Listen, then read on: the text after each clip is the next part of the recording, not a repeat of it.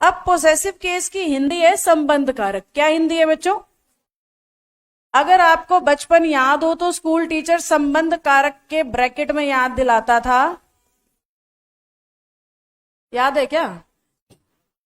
कर्ता ने कहता था, कर्म को कहता था, करण से कहता था, ऐसे ही संबंध के बराबर में क्या याद कराता था? का, के, की।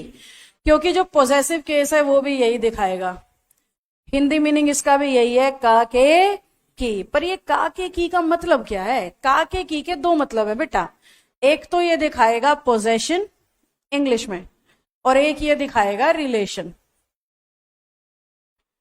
एक तो ये दिखाएगा पोजेशन और एक ये दिखाएगा रिलेशन। यानी आप कह रहे हो रोहन का पेन, तो आपने दिखाया का की मदद से पोजेशन।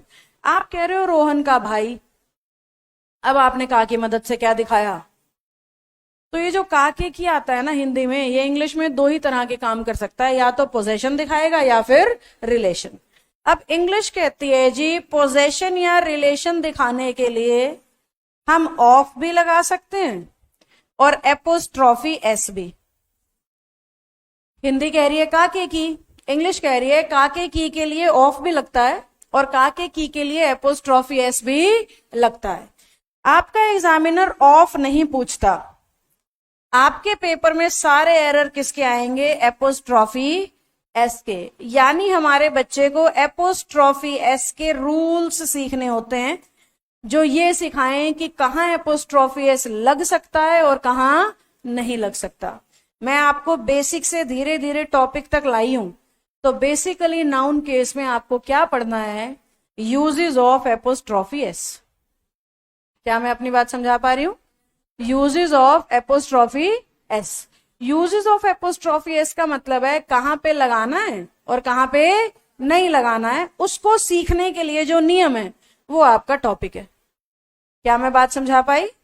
अब ये एपोस्ट्रॉफी एस आया कहां से है? पोजेशन और रिलेशन से। पोजेशन और रिलेशन कैसे दिखाते हो? का के की से। अब जो का के की दिखाता है वो कौन है? पोजेसिव केस है। टोटल केस कितने हैं? 4 हैं।